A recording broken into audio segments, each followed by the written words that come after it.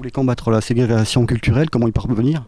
Eh bien, justement, d'abord, en soutenant et en mettant en lumière ce qui se fait ici, parce que la vie culturelle, elle part des territoires, elle part des acteurs, elle part des citoyens, et avec les artistes. Donc, pour cela, le ministère de la Culture doit accompagner la création, permettre à cette création d'exister librement dans son expression, dans sa diffusion, et ça c'est très très important, et en même temps faire en sorte que tout le monde y ait accès. Et ça, depuis le plus jeune âge. Et la ségrégation culturelle, c'est par exemple l'éloignement géographique.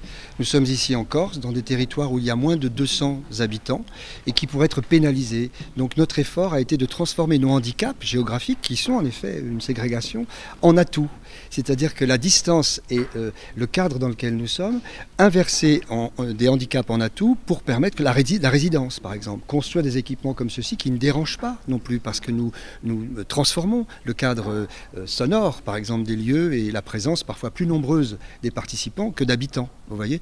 Donc les handicaps dans une zone rurale peuvent être transformés. C'est cela qu'il faut dire dans la ségrégation, doit être inversée en fait, se servir de cela pour pouvoir reconstruire. Et d'ailleurs, Robin est un des fers de lance de ce programme que nous avons lancé, qui est une évidence, qui s'appelle le plan culture près de chez vous, parce que c'est comme cela qu'il faut envisager la culture, c'est accompagner ce qui se fait et effectivement lutter contre cette ségrégation qui peut être géographique, sociale, économique, mais prendre en compte et psychologique aussi. La culture, c'est pas pour moi, c'est mon grand espoir, c'est qu'on n'entende plus ce genre de phrases en France, qu'on n'entende plus, parce que la culture, elle est pour tous et elle nourrit chacun. Donc voilà, on doit lutter contre toutes ces ségrégations. Et on ne peut pas ne pas voir cette fracture qui existe et donc le prendre en compte très sérieusement. Le plan La culture près de chez vous et ce que fait ici Robin avec la complicité des collectivités territoriales, c'est exactement cela. Et c'est pour ça que je suis venue aujourd'hui. On ne peut pas parler de la culture sans parler de la langue corse. Quelle est votre position?